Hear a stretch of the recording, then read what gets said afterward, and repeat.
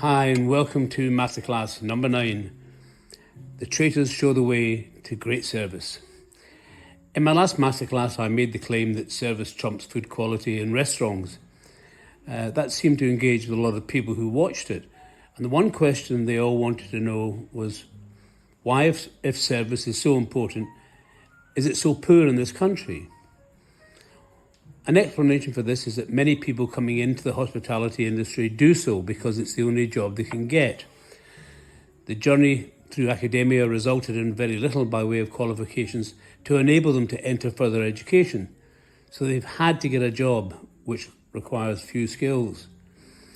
Their days at school have been punctuated by criticism from teachers and parents alike that they were stupid and didn't work hard enough. That depressing mantra will have had a serious impact on their self-confidence and self-esteem. The outcome of this, the restaurant environment, is a projection of their low self-esteem onto guests who respond by showing indifference and sometimes hostility to waiting staff. However, the reality is quite different. These young people have the capacity to develop skills in communication which will enable them to deliver fantastic service. The way to reach this outcome relies on developing their self-confidence and self-esteem, and by boosting their belief that they can deliver not only fantastic service, but can make major changes in their personal lives. This is where my magic program comes in. Its origins were at Meadowhall Shopping Centre, where, in partnership with the Department of Employment, we took 3,000 people through the 2-day program as a prelude to their interviews by the employers who would start trading shortly after the training cycle ended. We called the training location the Meadowhall Retail Academy, and since then I've created academies in Dublin, Cork, Manchester, Crawley, Bristol, Dusseldorf and Frankfurt, with a total of 30,000 delegates who have been through the program. The starting point of the 2-day program takes the form of a game which will be familiar to viewers of the Traitors.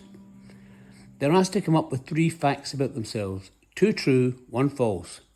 The rest of the group has to figure out which one is the lie. As we've seen with the Traitors, people's ability to deceive is quite extraordinary, demonstrating to them that they have the skill to create and deliver a true-sounding falsehood provides the foundation stone for the development of what I describe as the character of a waiter or waitress. The ability to cleverly lie in such a way that's totally convincing is a real skill, which most of them possess naturally. This is the first step in developing self-confidence and then self-esteem. We then challenge them to juggle 3 balls. At the outset, I ask them how many people can do this. Very few. Then I ask how many believe that I can teach them to do this in 15 minutes. Even fewer. However, pretty much every time they succeeded in the objective of juggling 3 balls. 2 balls are easy to juggle. The moment they realised they could do 3 was when they dropped the final ball. At that moment they failed, and then they realised that they could succeed, and that's exactly what happened next. You see, they believed they could juggle the 3rd ball. Belief that you can succeed is the key to success, and the lesson here is that failure always precedes success. The rest of the program is made of modules based on courses I was given during my time in big companies as I moved from product manager to marketing director. Our courses were modified to make them accessible to people with relatively poor literary skills, but the essence of them remained the same. The next module concerned mathematics, a subject which put fear and loathing into most of the delegates. I showed them simple tricks to enable them to do subtraction and addition in their heads, to the point where they were able to start the answer before the question was completed. From there, moved to speed reading. Delegates routinely increased their reading speed by a factor of 3 and were able to pass comprehension tests at the end of each question. In the memory module, delegates are coached on how to connect a face to a name in such a way that they could remember it. Remembering the names of guests is incredibly valuable, and as Shakespeare said, there is no sound as sweet as the sound of one's name. As you can imagine, this skill was something which gave them a real benefit in their social lives. Next, body language is important, as very often when a guest is asked if they've enjoyed their meal, they will either politely say yes, but the body language can belie the truth. This is the cue for waiting staff to gently press the guest to give an honest response so that they can solve whatever the problem was. We then move on to listening skills, a form of communication which takes up most of our communication time. I learned early in my career that my listening skills were not great, and a very talented coach remedied that situation. The methodology is very simple. Face the speaker, maintain eye contact, engage by nodding, stay focused, and use positive body language.